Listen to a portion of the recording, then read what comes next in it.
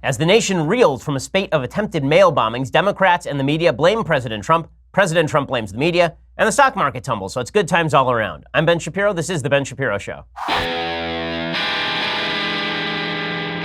A headline today that said that a man burned down his house because there were a bunch of spiders in his house, and he was trying to kill them with a blowtorch, and he proceeded to burn down his house. And I thought, well, that seems like a pretty good metaphor for American politics right now. We'll get to all of the latest in just 1 second. First, let's talk about how you can best invest. I mean, I know that the stock market is really volatile right now. It feels like it's up and down, but the fact is that there's still a lot of money to be made in investing in smart fashion. And this is where Robinhood comes in. Robinhood is an investing app that lets you buy and sell stocks, ETFs, options, and cryptos, all commission free.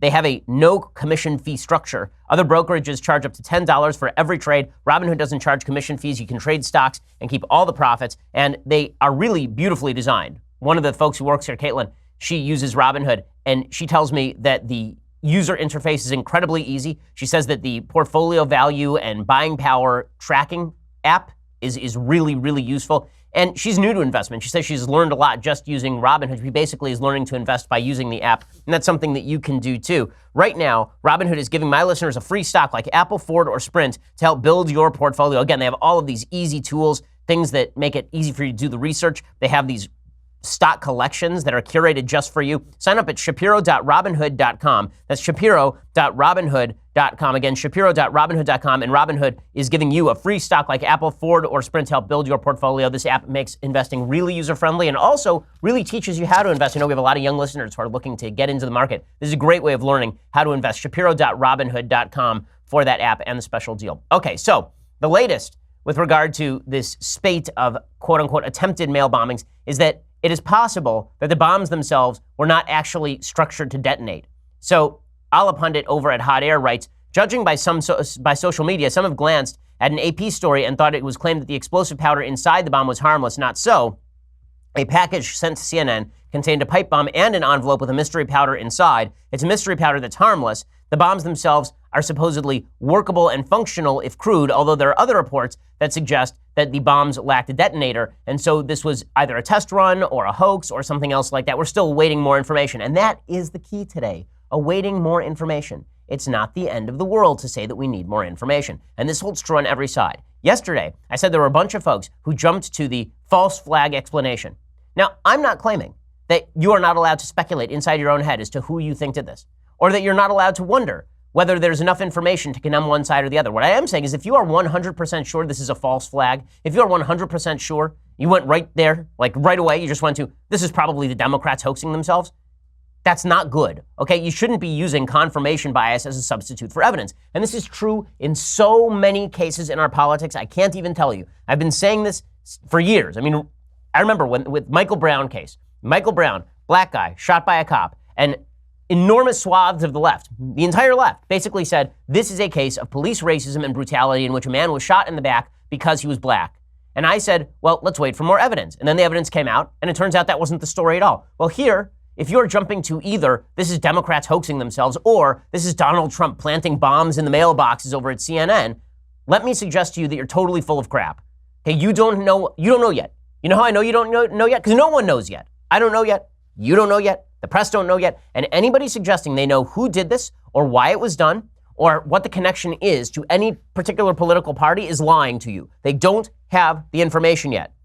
Now, there's some indicators that something weird is going on, right? I mean, this person who should be put in jail forever, right? The person who is doing this has now sent one of these packages to Robert De Niro, I guess, and sent one to Maxine Waters, and a picture of one of the bombs at the CNN Bureau appears to have a parody of an ISIS flag taken from a meme that was circulating on right-wing corners of the internet since 2014. According to NBC News, the printout appears to show a parody flag that replaces Arabic characters with a silhouette of three women in high heels and a middle inscription reading "Get Her Done," which is the catchphrase of Larry the Cable Guy. Daily Beast Lachlan Markey first noted that an image that appeared inside the explosive package sent to CNN's Time Warner building and addressed to Brennan bore a striking similarity to the black and white flag of the terror group. And then they confirmed that this was in fact an ISIS flag parody. So this is leading people on the left to suggest that really what this is a right-wing hoax, and people on the right to suggest this is a left-wing hoax. And again, you don't know, I don't know, nobody knows. But here's what I do know. I don't really believe that this is a person who sits up nights thinking, President Trump is telling me to go bomb people. And I don't believe this is a person who's sitting up nights going, people on the left are telling me to bomb people. I think this person is a crazy person. I think this person is a loon bag who wants to pursue violence. How do I know that? Because they're sending bombs to Robert De Niro. Robert De Niro, this is not somebody who smacks of, I'm a sophisticated domestic terrorist with a serious political agenda deeply intertwined with the workings of modern politics. And here's where it gets dangerous. I said this yesterday. People who are immediately jumping to Trump's rhetoric caused this, or the media's rhetoric caused this, those people are undermining the First Amendment, because the First Amendment's basic guarantee is that if I am not inciting you to violence, and by incitement to violence, I mean saying, go bomb someone, then I am not responsible for your violent actions. You know who's responsible for the violent actions here?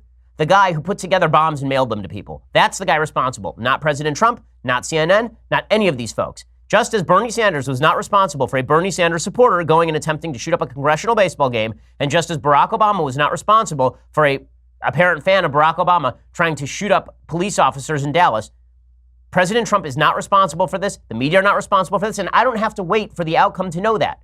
You know why? Because the sort of rhetoric that President Trump's has used, as much as I dislike it, as much as I have ripped it on this program for years, he has never once said, go mail bombs to my political opponents. And shouting lock her up is not the same thing as saying mail her a bomb. It may raise the temperature. It may be bad for our politics. It may, in fact, lead people to condemn each other at higher rates. We talked about that yesterday. But it is not, in fact, incitement to violence. The standard for incitement to violence is extraordinarily high under American law, as well it should be. Well, President Trump reacted to all of this yesterday, and his first statement was, we all have to unify, these are trying times, but we all have to understand that violence is not appropriate. And I just want to tell you that in these times, we have to unify. We have to come together and send one very clear, strong, unmistakable message that acts or threats of political violence of any kind have no place in the United States of America. Okay, well, that seems about the right answer, doesn't it? That's the right answer. And what he really should add at the end of that is, listen, I use charged rhetoric. My opponents use charged rhetoric. Maybe we all should take a step back and tone that down. But the reality is that nobody, not me, not my political opponents, nobody has actually incentivized this kind of violence in the United States. Nobody in the United States is inciting this kind of violence in mainstream political rhetoric, which is true. Okay, if you actually want to see mainstream violence being pushed by political agitators, all you have to do is look at actual governments in Iran, where they literally chant death to America and call for violence against Jews. All you have to do is look at the government of the Palestinian Authority or Hamas, actual terrorist groups. All you have to do is look at governments around the world, repressive governments around the world that make clear they want violence done to their political opponents. Even President Trump's worst statements, where he's making jokes about Greg Gianforte, which you talked about last week, body slamming a reporter. There is an actual difference, it turns out, between body slamming a reporter and bombing someone. Now, if somebody went out and punched a reporter and said, I did it because President Trump was making this sort of remark about Greg Gianforte and making light of that, I would say, okay, there's at least some connection there. But I'm not going to say that there's a connection between people sending mail bombs to Maxine Waters and the President of the United States saying that Maxine Waters is a very low IQ individual. We say that kind of stuff about each other all the time in a free country. Maybe it's not the best thing to say, but that doesn't mean it's an incitement to violence. This kind of stuff has to stop. It really does. But the media are not stopping it, and President Trump fires back in just a second. The media obviously are not lowering the temperature. It's amazing to watch members of the media claim that violent rhetoric began with President Trump, or overheated rhetoric, not violent rhetoric. Overheated rhetoric began with President Trump. If it weren't for Trump, we wouldn't have anything like this. Really? Ricin was sent to Senator Susan Collins 2 weeks ago. A year and a half ago, a Bernie Sanders supporter shot or attempted to shoot 36 congresspeople and nearly killed the House Majority Whip.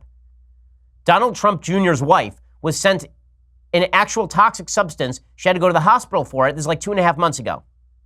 No, this is not all Trump. No, it didn't start with Trump. This has been true in the United States for a very long time. People use charged political rhetoric. That does not mean violence is okay, but violence has been commonplace in political circles for literally decades. In the 1960s and 1970s, bombings were actually quite routine in the United States. Well, they're not routine, thank God, now, and we have an eye out for them, as well we should. But to pretend that the world began spinning with President Trump is just absurd, especially considering some of the rhetoric that is used on a fairly frequent basis by folks on the left about President Trump himself. So, for example, today in the New York Times, or yesterday in the New York Times, there's an actual piece in the New York Times. It's a fiction piece. It says 5 novelists imagine Trump's next chapter. And this is in the New York Times. It's in their book review section. And here's what they say. They say, our focus here at the book review is on books and stories, but also on how the books being written and read reflect the world outside of books. And one of the biggest stories out there, of course, is the Mueller investigation and the relationship between Trump and Putin. It's hard not to speculate about what might happen next. To that end, we thought, who better than some of today's most talented spy and crime novelists? One of these novelists, a person named Zoe Sharp. Here's what Zoe Sharp wrote. This is in the pages of the New York Times book review. Okay, quote, the Russian landed at Dulles after 48 hours of traveling. Of necessity, he came from Moscow by a circuitous route, a long way with a very specific task. There would be no return flight. In the airport bars, the TVs were tuned to different news channels, but the story was the same. First, the president's campaign manager, then his lawyer, a Republican congressman, former aides, family members, those who weren't indicted were subpoenas. House arrests had become fashionable. And then it goes on and on about how this guy was basically shadowing the president of the United States. And here's where Zoe Sharp gets to the key. When it was time, he went downstairs, took his place in the lobby before the entourage appeared. The hotel staff had been lined up to see their boss, the president, go by. A few of them applauded. Most did not. The president didn't seem to notice. He waved in his desultory fashion. The Secret Service agents clustered around him, ushered him toward the armored limo idling outside at the curb. The Russian waited until they were a few steps past before he drew the gun. He sighted on the center of the president's back and squeezed the trigger. The Makarov misfired. The Secret Service agent at the president's shoulder heard the click, spun into a crouch. He registered the scene instantly, drawing his own weapon with razor-edge reflexes. The Russian tasted failure. He closed his eyes and waited to pay the cost. It did not come. He opened his eyes. The Secret Service agent stood before him, presenting his Glock, but first. Here, the agent said politely, use mine. And this was printed in the New York Times the same day that the media decided that President Trump was the one who was pursuing violent rhetoric and was the only one pursuing violent rhetoric. Let's all take a step back here. Everyone is overheated. It needs to stop. A few things can be true at once. 1, wait for all the evidence. 2, don't blame nonviolent but overheated rhetoric for violence. And 3, if you want to take the temperature down, you have to obey 1 and 2. If you want to take the temperature down, wait for evidence, and don't blame people for violent acts by third parties unless they are actively telling the third parties to commit the violent acts. You want a better country? That's what we're all going to need to do. And that means don't jump to confirmation bias as soon as humanly possible. Okay, I'm going to get to the media's response to all of this, which is just egregious, and then President Trump's response to the media. Basically, everyone is acting badly here. Everyone is acting as badly as can be, which has become the usual state of affairs in American politics. It's really quite awful. But we'll get to that in just a second. First, let's talk about how you brush your teeth. So, one of the most important things you do for your health every day is to brush your teeth. In fact, studies show that if you don't brush your teeth properly, you can actually put your general health at risk. Well, this is why you need Quip. Quip was designed to make brushing your teeth more simple, affordable, and even enjoyable. I have the Quip electric toothbrush. It is fantastic. It travels really easily. It is small. It is lightweight. It doesn't require me to take a giant charging station. It has sensitive sonic vibrations. It is gentle on your sensitive gums. It has a built-in 2-minute timer that pulses every 30 seconds to remind you when to switch sides, because most of us don't actually brush our teeth for long enough. They have a multi-use cover that mounts to your mirror. It declutters your sink or cabinet. It makes traveling much, much easier. And brush heads are automatically delivered on a dentist-recommended schedule every 3 months for just $5. Quip is one of the first electric toothbrushes accepted by the American Dental Association. It has thousands of verified 5-star reviews. I love my Quip electric toothbrush. I bring it with me everywhere. Again, go check it out. Quip, it starts at just $25. And if you go to getquip.com/Shapiro right now, you get your first refill pack for free with a Quip electric toothbrush. That's your first refill pack free at getquip.com/Shapiro. That's getquip.com/Shapiro. Okay, so the media have decided that President Trump is to blame, which was predictable. Now, again, I'm old enough to remember when I said, and many like me on the right said, Bernie Sanders is not to blame for the congressional baseball shooting. The left has no such qualms. The mainstream left has no such qualms. So Paul Waldman in the Washington Post actually just blames the President of the United States straight out. He just blames him straight out. He says, allow me to suggest that blame is too narrow a way to make sense of a series of attempted bombings aimed at precisely the people Trump and other Republicans spend a huge amount of time vilifying. We don't have to look for clues about whether the person responsible has a MAGA hat or what their party registration is. We don't have to assign direct blame beyond a reasonable doubt. What we can say is this: given what Trump has done and said, this was absolutely predictable. In fact, it's a wonder it took this long. So, in other words, we don't need to wait for evidence, right? This is a guy who's overtly making the case in one of the nation's premier newspapers. You don't need to wait for evidence. And if you wait for evidence, then you're doing something wrong. Instead, I'm going to jump to the conclusion I want to jump to, which is that President Trump is responsible for all of this. Here's what Waldman says. It's not just that Trump advocates violence against his political opponents, though he does. It's that everything about his rhetoric pushes his supporters in that direction, even if the overwhelming majority will never quite get to the point where they'll actually commit this kind of act of terrorism. Okay, well, there are those of us on the right who felt that President Obama verged pretty easily on promoting violence sometimes when he talked about what the police were, when he talked about how the police were overtly and systemically racist. When he said that sort of stuff, we felt like, okay, well, is that an indication that maybe violence is okay? There are folks in New York who felt that way, people on the NYPD who felt that way, that so much so that when Bill de Blasio, after ripping the police for months, actually went to a policeman's funeral who was shot to death, members of the NYPD turned their back on him. Was Bill de Blasio responsible for the violence? No, he wasn't. Was Barack Obama responsible for the violence? No, he wasn't. And you know what? You actually have to wait for evidence if you're going to even make that case, because that case is extraordinarily, the bar for evidence is extraordinarily high here. If you want to blame somebody for violence, incitement, you actually have to have evidence, but the left doesn't care about evidence. They're not interested in evidence. And this prompted Jeff Zucker to sound off. So Jeff Zucker is the head of CNN. Let's all remember, CNN has not been particularly measured in its rhetoric with regard to the president of the United States or with regard to the right. Every conspiracy theory that has been promoted against President Trump has been actively pushed by the folks at CNN. Everything. Right? They've spent 2 years fulminating over supposed Russian collusion every day on the air, nonstop. Okay, folks on the left, they love CNN specifically because CNN has basically become a propaganda outlet in many ways for the anti-Trump agenda. But Jeff Zucker says that when a bomb was sent to CNN headquarters, then that's because of President Trump. So here is what Jeff Zucker said. He put out a statement. He said, "There is a total and complete lack of understanding at the White House about the seriousness of their continued attacks on the media. The president, and especially the White House press secretary, should understand their words matter. Thus far, they have shown no comprehension of that." Again, I do not understand why Jeff Zucker thinks that the president of the United States is responsible for a bomb being sent to CNN headquarters just because the president says that he doesn't like the press or the press are the enemy of the people. I don't like that language either. I think that language is bad. But that is not language saying, go send a bomb to the people at CNN. That's not a thing. The president of the United States, in response to the media basically ginning up outrage at him and at the right, is, I think, not entirely inappropriate. So, first of all, I will say this. President Trump has used rhetoric I don't like at all. He has used rhetoric that I think is immoral with regard to the press. I think he has used rhetoric with regard to his political opposition that is immoral. Does that mean, again, he is inciting violence? No. And the press have used very similar rhetoric about President Trump. Does that mean they are inciting violence? No, it doesn't. Heated rhetoric and violent rhetoric are not the same thing. And to link the two means that eventually somebody's just going to say, let's censor all the rhetoric because otherwise it's going to lead to violence. Here is President Trump going after the media. Basically, the media and President Trump can't stop clobbering each other. And I think there's some truth on both sides and there's a lot of falsehood on both sides. Here's the president saying, stop with the media scares. The media also has a responsibility to set a civil tone and to stop the endless hostility and constant negative and oftentimes false attacks and stories. Have to do it.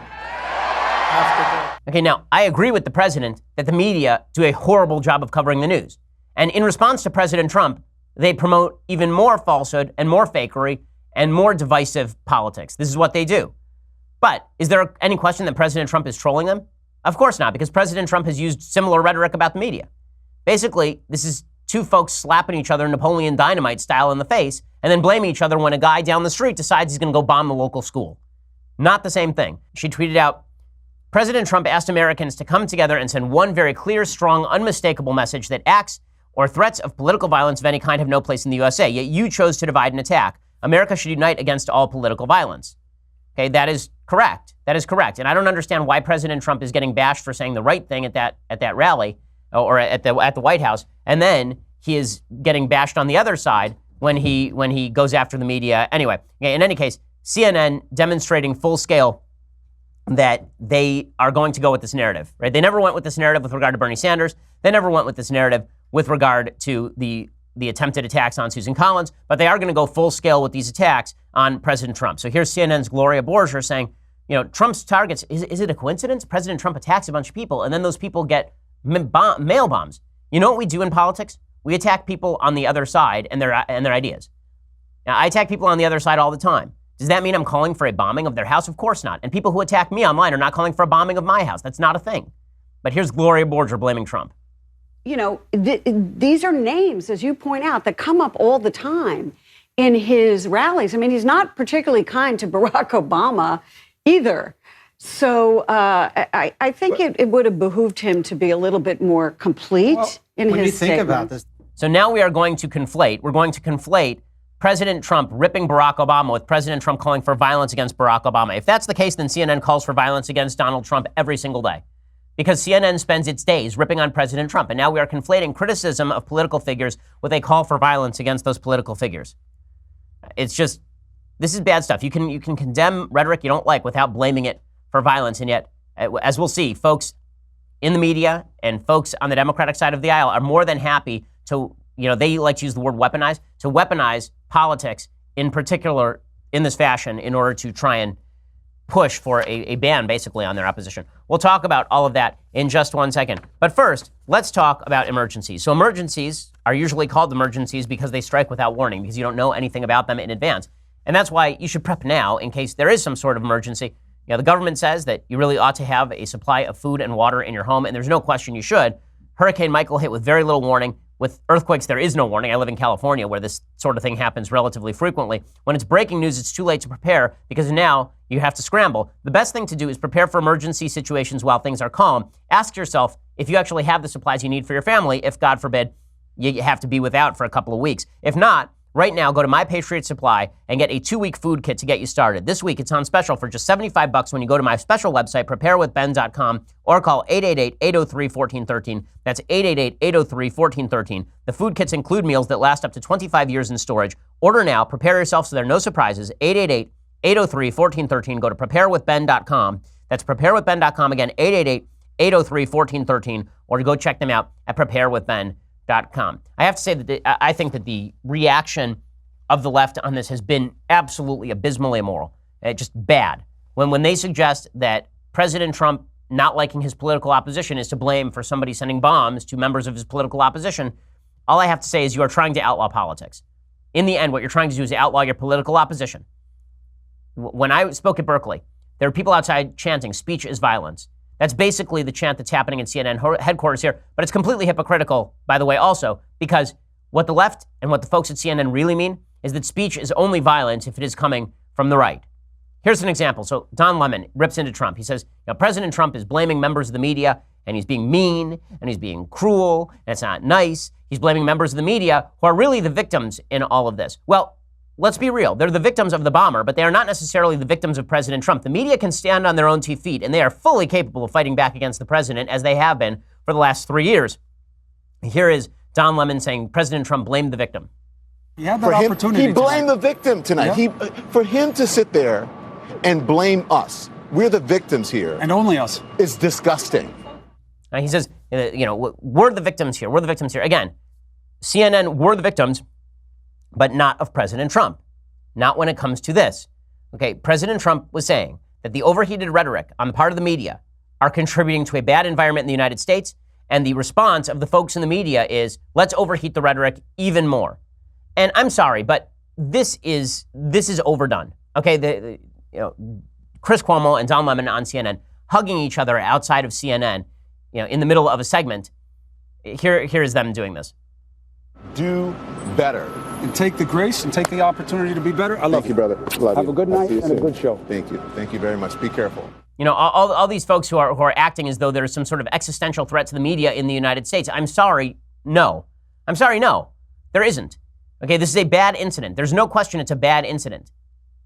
The reason I have a little bit of lack of sympathy for this, we almost died here routine, is because this thing was stopped in the mailroom with no detonator on it, apparently. My Jewish high school used to be evacuated 3 times a year for bomb threats minimum. 3 times a year.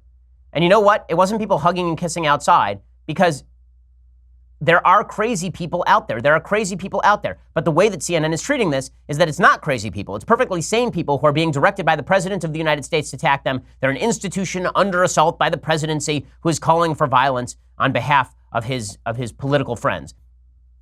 No, No, and you don't get to do this. I'm sorry. Don Lemon does not get to do this routine where the media are the victims at the same time that he is out there claiming that Antifa is wonderful. This is just a couple of months ago. Don Lemon claiming that Antifa, an actual violent terror group in the United States, is totally fine.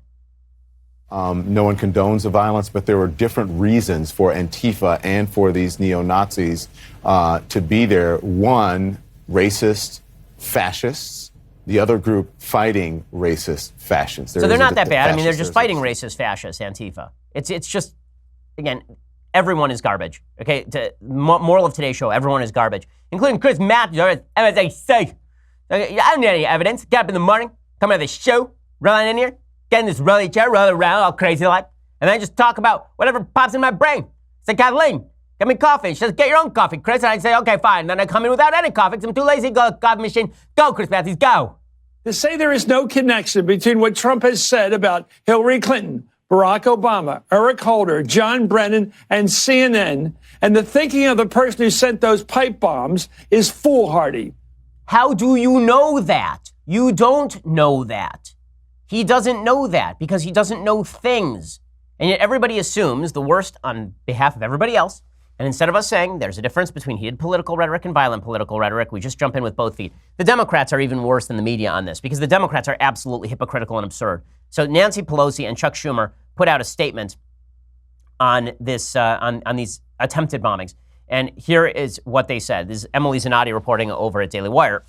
She says, Senate Minority Leader Senator Chuck Schumer and House Minority Leader Nancy Pelosi lashed out at President Donald Trump in a statement released Wednesday afternoon. The pair jointly condemned a statement from the president issued earlier in the day expressing his concerns over a series of suspected explosive devices sent to prominent Democrats. They say, we listened with great interest to the president's remarks this afternoon. We all take an oath to support and defend the Constitution and protect the American people, and that is our first responsibility. However, President Trump's words ring hollow until he reverses his statements that condone acts of violence. Time and again, the president has condoned physical violence and divided Americans with his words and actions, expressing support for the congressman who body-slammed a reporter, the neo-Nazis who killed a young woman in Charlottesville, his supporters at rallies who get violent with protesters, dictators around the world who murder their own citizens, and referring to the free press as the enemy of the people. Now, I think President Trump says a lot of bad stuff. Have I been unclear about this? But you're actually going to blame him for this bombing spate? This is what you're going to do now? I seem to remember somebody named Nancy Pelosi, just about a year and a half ago, who was asked about Steve Scalise nearly being shot to death. He almost died, okay? He was in critical condition. He almost died. It's a miracle that he lived. Here's Nancy Pelosi saying, how dare you blame us or Bernie Sanders for heated rhetoric that could have been connected with the guy going onto a baseball field and shouting as he gunned down members of Congress about health care. That's really what he was doing. He was standing there screaming about health care while he tried to murder members of Congress. Here was Nancy Pelosi's response at the time. She was right then. She's not right now. What's the difference? Now she gets to target right-wingers. How dare they say such a thing? How dare they? So this sick individual does something despicable, and it was horrible what he did, hateful. But for them to all of a sudden be sanctimonious as if they never seen such a thing before. It's just amazing. So she's reversed. I mean, I wonder what changed. Oh, what changed is who is going to get blamed. That's what changed. So there is no such thing as a sword that cuts both ways. All we have in the United States at this point are a bunch of hatchets, right? Blunt on one end directed toward you and sharp on the other end directed toward your opponent. We don't recognize that what we're actually holding is a sword. And if you use it on your opponent, it can easily be turned back on you. Every sword has two edges. But according to the left, it's just a hatchet and you can bury it in between the shoulder blades of your political opponents. Hillary Clinton does the same thing. So the former first lady, senator, presidential candidate, she says, listen, as an American, I'm worried about the level of our rhetoric. Say, well, as a person, I'm great. As an American, I'm worried. I worry about the direction of our country. I worry about what kind of world will be waiting for them when they're teenagers and young adults and beyond. Okay, and it wasn't just Hillary Clinton saying this. Her top aide, Philippe Reines, who is really one of the most vicious people in American politics, he was on MSNBC, and he explicitly just blamed President Trump's rhetoric for all of this. This is someone who has weaponized Trump's Twitter feed and made it into a hit list. He is addicted to their response, and they are addicted to his vitriol. Okay, so next time somebody who's a big Hillary Clinton fan decides to go and shoot up an office or invade a Fox News studio, then I guess we can blame Hillary Clinton. Because after all, I recall when 1 minute ago, Hillary Clinton was saying you cannot be civil with the other side. Okay, this is legitimately, what's the date today? Today is the 25th. Okay, so legitimately 15 days ago, Hillary Clinton said this.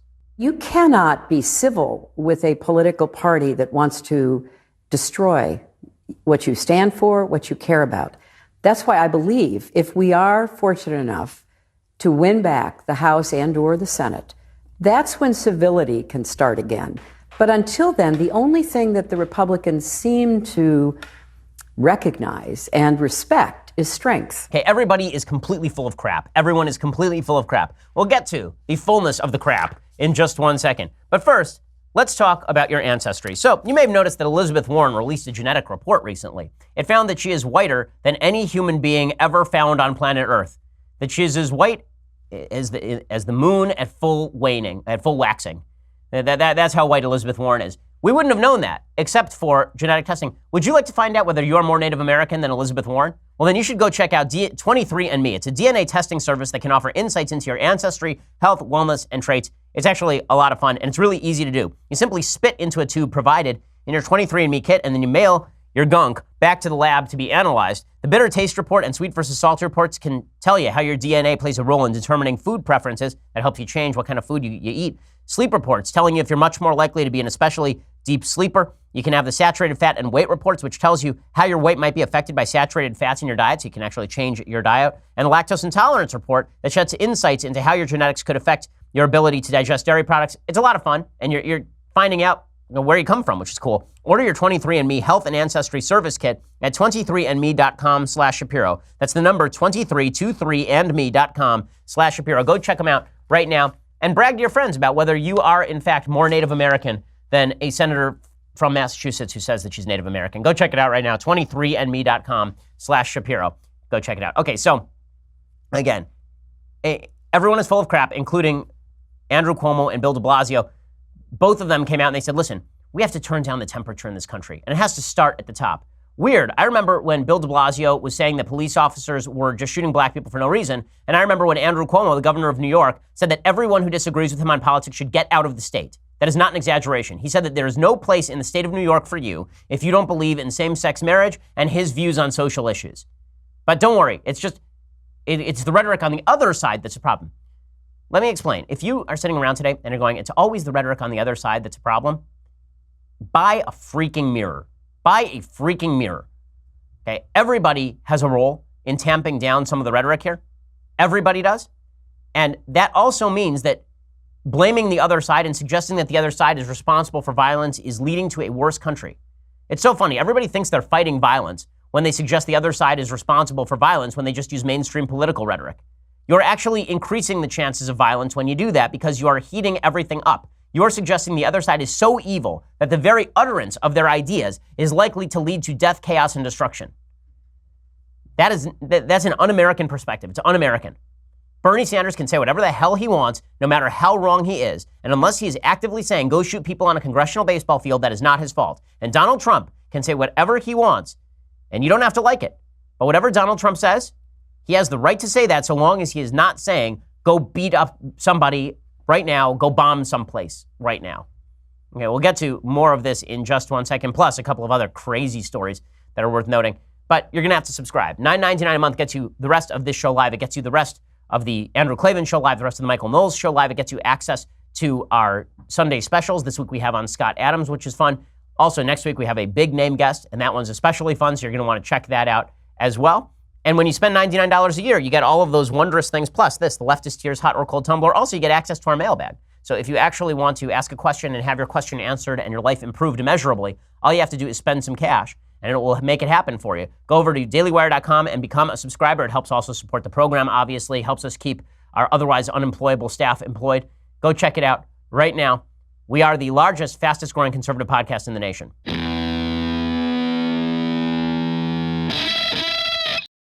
If I sound weary of all of this, it's because I am weary of all of this, really. I mean, if we're going to have any sort of level-headed conversation, we're going to have to stop blaming each other for every crazy person who does a crazy thing. This guy's a crazy person. Okay, this isn't somebody in the White House. This isn't somebody at the DNC headquarters. This is a crazy person.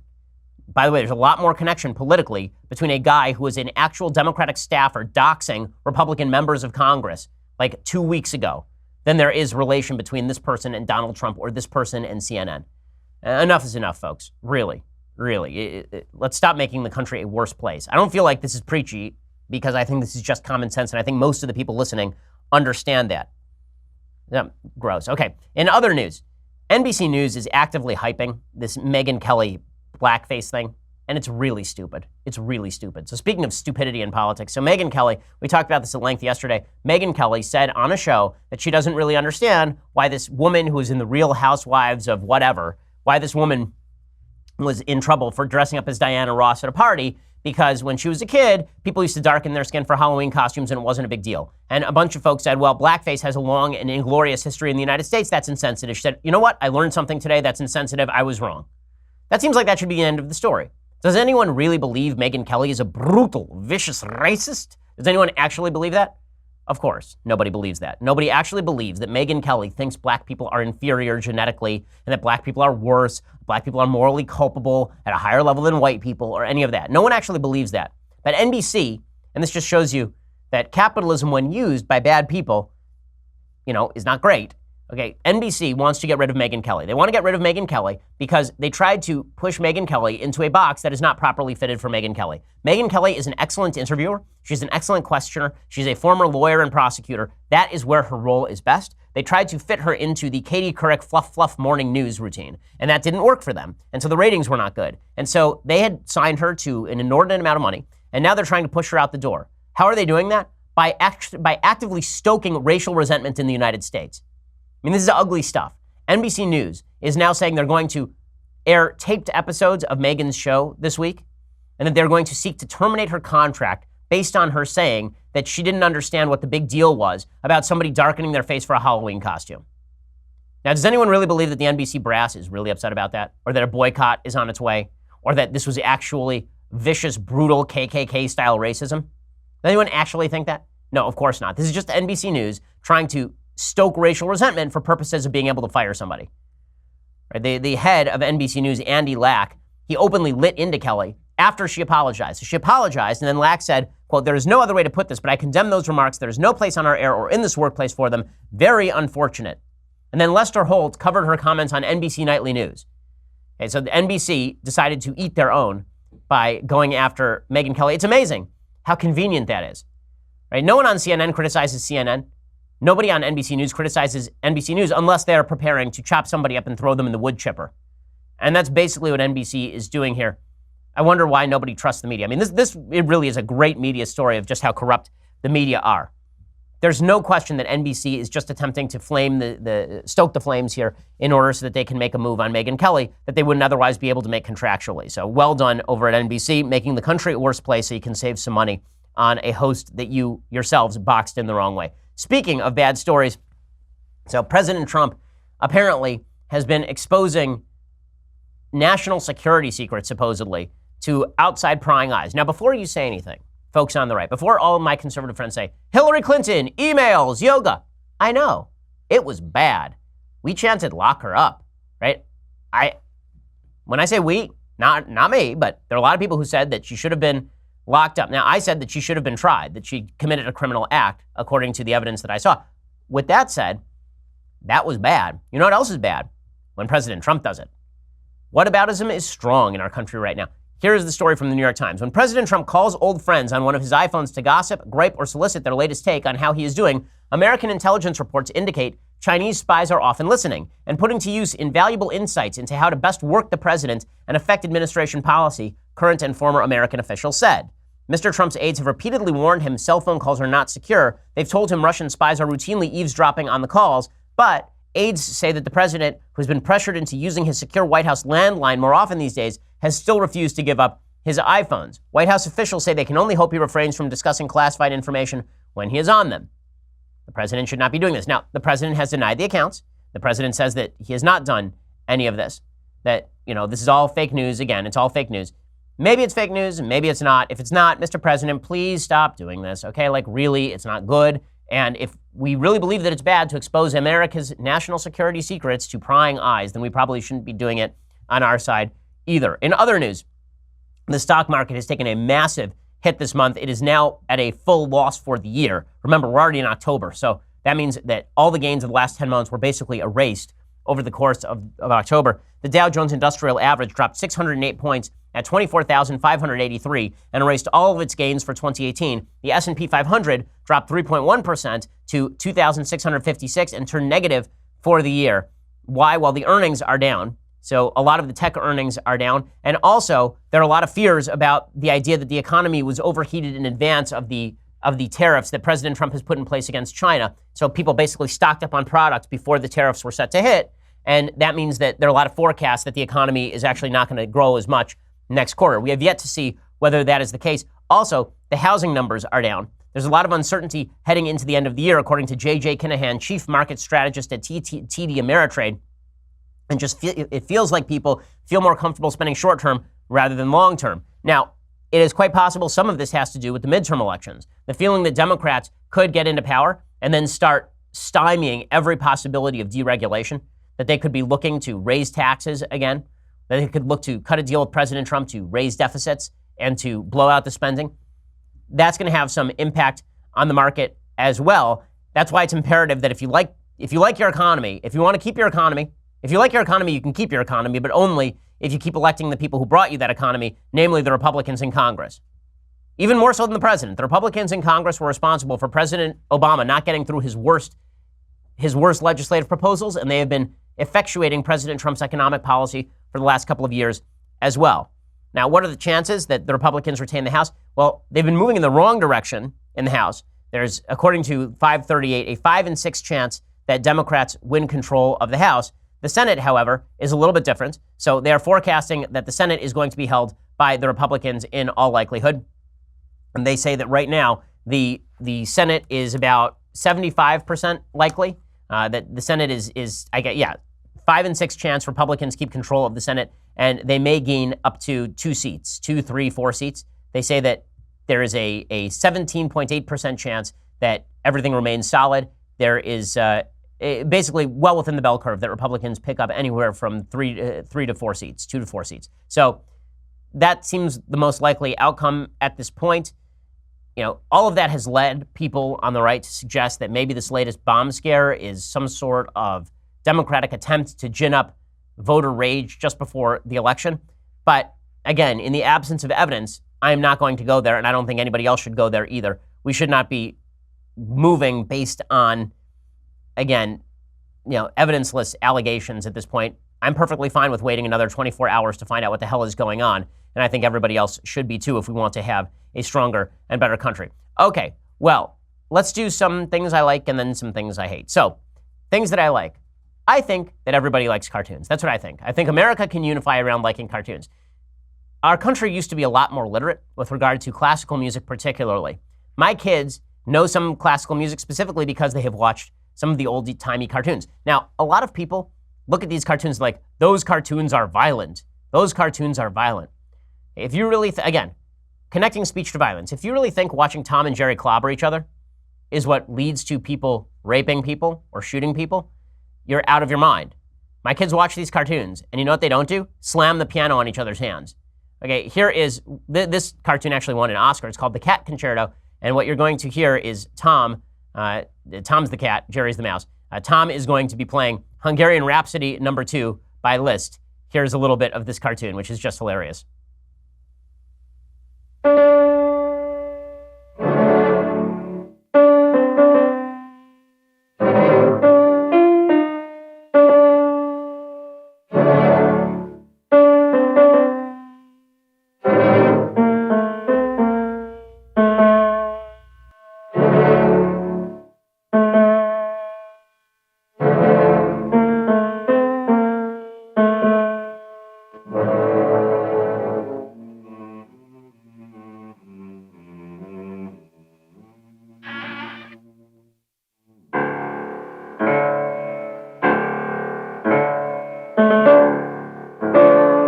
So this is great. This isn't the only cartoon of this era that used classical music. There are a bunch of Bugs Bunny cartoons that use classical music, particularly The Barber of Seville. There's a very famous one. There's a very famous one of Bugs Bunny and Elmer Fudd doing a Wagner opera which is pretty great. There's one of Bugs Bunny as Leopold Stokowski, the famous conductor. It used to be that people actually were cultured. You know, this is one of the great lies that was told in the 1950s about the United States, is that America was hollowing out, our soul was gone, we were a bunch of consumerists. The fact is, more Americans attended classical concerts during like 1954 than attended baseball games. Americans were actually seeking to educate themselves in new and interesting ways, and the availability of new means of listening to music like this was one of the reasons for that. So, worth checking out, and yes, you can show it to your small children, and they won't hit each other with pianos. It's okay. Okay, time for a thing that I hate. So the left loves science. When I say they love science, I mean they really don't like science very much. What they like to do is speculate about science and then use the weakest possible scientific findings in order to push the idea that public policy should be shifted in their direction. The latest example is incredibly stupid. Okay, the latest example is from Vox.com, the great explaining website that explains nothing. The piece is by Dylan Matthews and Bird Pinkerton. Dylan Matthews is just awful. And here's what they write. How our drinking water could help prevent suicide. Some researchers think putting lithium in our water could save lives. Okay, so they actually want to lace the water you get from the tap with lithium, an actual psychiatric drug. Here is what he writes. Lithium is a potent psychiatric drug, one of the primary prescribed medications for bipolar disorder, but it's also an element that occurs naturally all over the Earth's crust, including in bodies of water. That means small quantities of lithium wind up in the tap water you consume every day. Just how much is in the water varies quite a bit from place to place. Naturally, that made researchers curious. Are places with more lithium in the water healthier mentally? Well, there's a study in 2014 reviewing other studies. They found 4 of 5 studies reviewed found that places with higher levels of trace lithium had lower suicide rates. Well, this one would fall under the category of correlation does not equal causation. Buried deep down in the article is this news. The size of the numbers that are being claimed should make you skeptical. There are huge, arguably implausibly huge, effects. The Open Philanthropy Project, which had previously been quite interested in new research on lithium, states on its website that the study makes us substantially less optimistic, a 2017 study, that trace lithium really helps guard against suicide. Just this year, a study using healthcare claims data in the U.S. found greater amounts of trace lithium in the water didn't predict lower diagnoses of bipolar disorder or dementia. So why hasn't it been tried? Because there's no science that suggests that it really works. Also, if you really want to make Americans paranoid, really start lacing their water. Good idea. Good idea, guys. You want to make Americans paranoid? Start lacing their water not with fluoride, which the crazies already think is controlling your brain. Start lacing it with actual psychiatric drugs to pacify the population.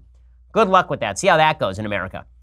Ay. Well, I mean, I guess we're all crazy enough that we don't have to wait for the lithium. We're all nuts at this point. So we'll be back here tomorrow. We'll break down more of the nuttiness and we'll do the mailbag. I'm Ben Shapiro. This is The Ben Shapiro Show. The Ben Shapiro Show is produced by Senya Villarreal, executive producer Jeremy Boring, senior producer Jonathan Hay. Our supervising producer is Mathis Glover, and our technical producer is Austin Stevens. Edited by Alex Zingaro. Audio is mixed by Mike Caramina. Hair and makeup is by Jesua Alvera. The Ben Shapiro Show is a Daily Wire Forward Publishing production. Copyright Forward Publishing 2018.